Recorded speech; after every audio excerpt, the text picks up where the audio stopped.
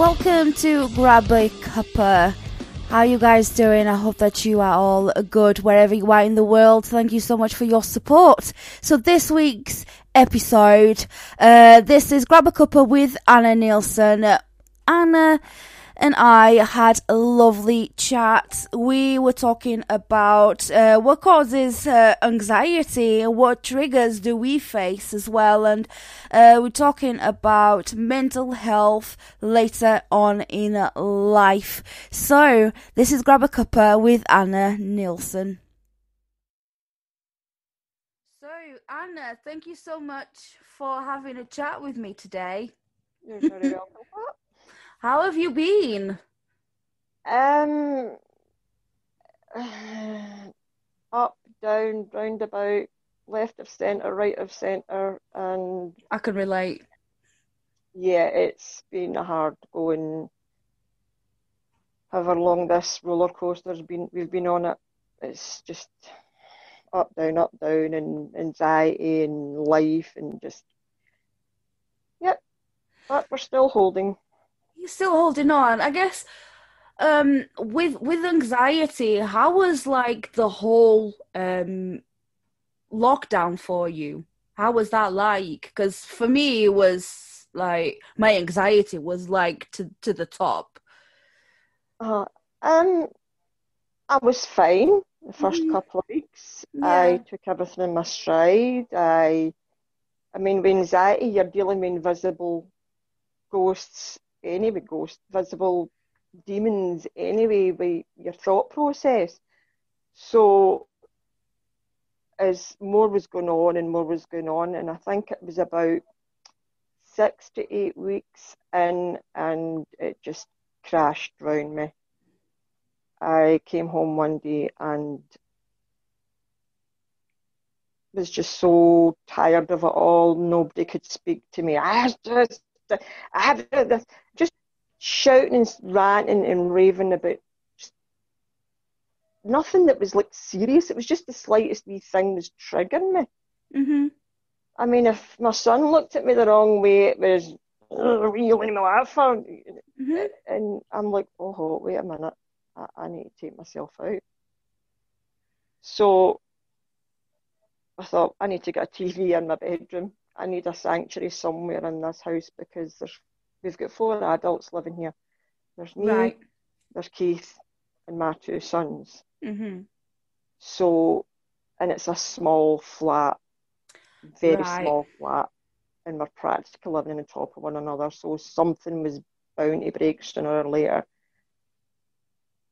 Um, yeah, it's been really tough going as time's going on, and there is times I'm hanging on with just my fingernails. But I can you still relate. you've still got to go out and like I've got to go and deal with my father who has dementia. I've got to go and deal with him because I'm the only one in my family that's actually doing anything for my father. Right. It's all on me. My family have just, it's okay, Anna's dealing with it. She knows what she's doing. She used to work in a hospital. She's been a carer for 20 years. Mhm. It's her role, it's her gig. And I'm like, I But should that have doesn't known. mean that it's any easier for you. No, it's not any easier. No. No, but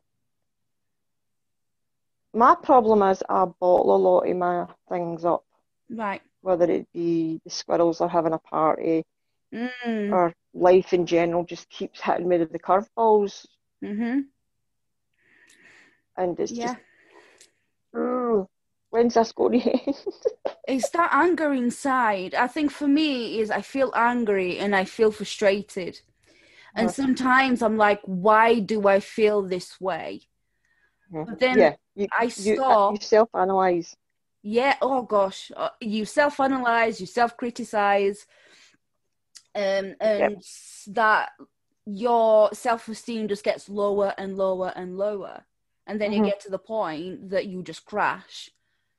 hmm Absolutely. And it's like, then you realize, oh gosh, like I've been doing this for this person, I've been doing that for that person, I've been doing uh all these different things for all other people and not doing anything for me.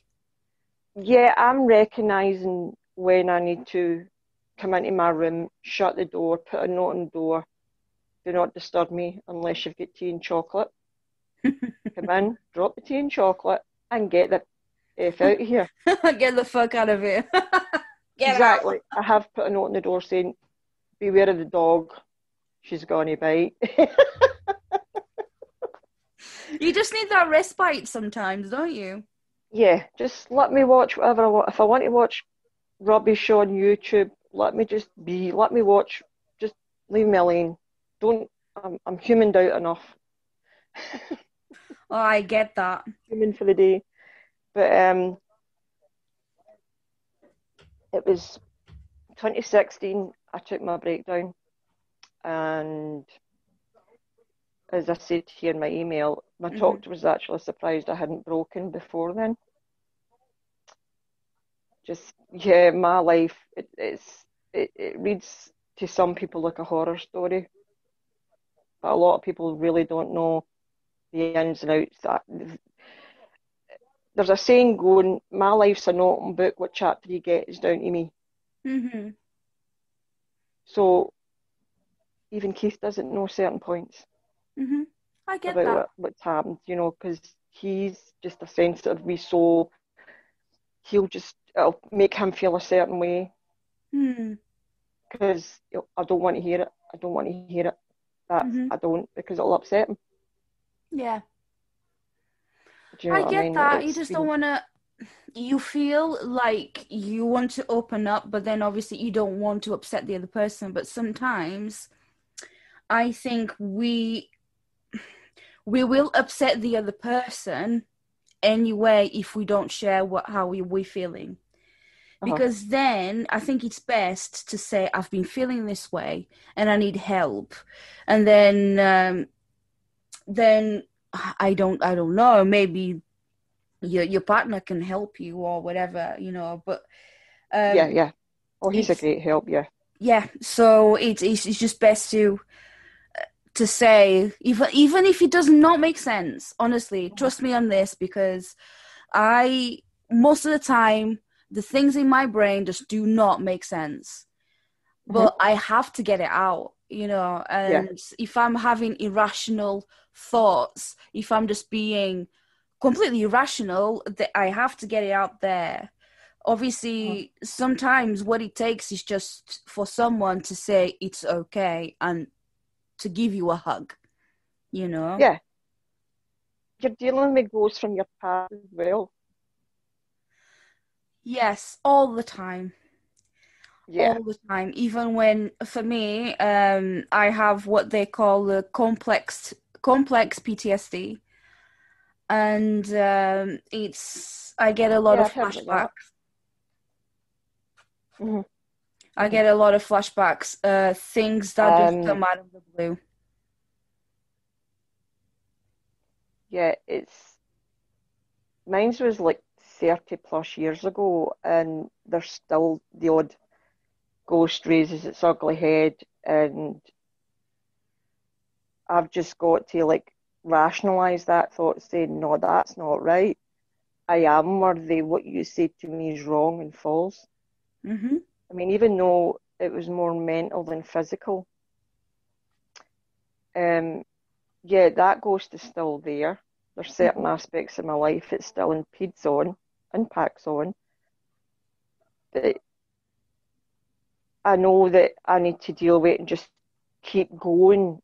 It's the way I'm feeling. I recognize why it's there, and it's just keep moving forward and stopping that thought in its tracks before I go down a rabbit hole. I think it's just Because it's like been you are one step ahead, which is the recognition. When you recognize that, right, this is what's happening to me, and this is the way I'm feeling because of PTSD or the bad experiences that I've had in life, I think it's just easier to deal with things. Obviously, it's not going to be a walk in the park, but at least you know what's causing or what's triggering you. at that moment in mhm. time. Even something as simple as going and buying myself a pair of slippers. Mm-hmm. I will stand and look at these slippers, and that scenario will play out in my head Mm-hmm. that what that person said to me over and over and over an X amount of years.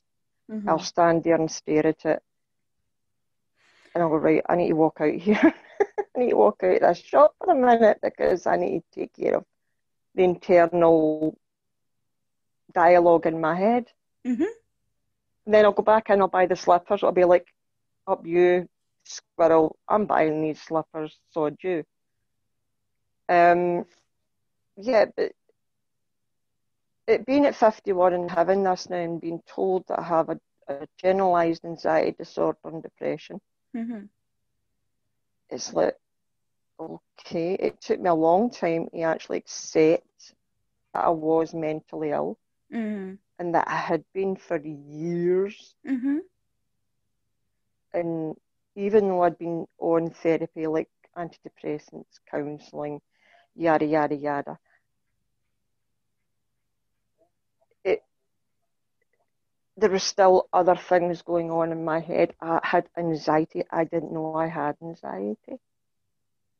I put it down to me being, right, I need to get this cupboard cleaned out quick before MD accuses me of skiving.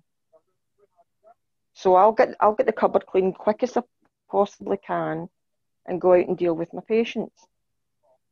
All because that wee voice said to me that people think I'm skiving if I Right. stay in here too long. Mm-hmm. Like, what the? And it's a huge cupboard. No, but somebody's going to come in here and say I'm skiving. That wee voice in your head just. Tells you lies. It's just like I've referred to this before. Like it's like having a bully on your shoulder, whispering in your ear all these mean things, and Oh, just yeah. telling you that you aren't good enough, telling you that everyone hates you, telling you that whatever Mm-hmm. you're doing right now, it's just not worth it. Give up because you're never gonna do a good job. It's just all these mean things Mm-hmm. that this bully that sat on your shoulder, whispering in your ear, is saying. But and it honestly, it can be relentless. Yeah, it What can is? be relentless. I mean, you wake up in the morning, it starts, and you go through your day, and you've got the odd wee thought now and again. And by the end of the day, you're like, oh my God, I'm exhausted. I feel as if I've done a 12-hour shift Yeah, and not stop. 100%.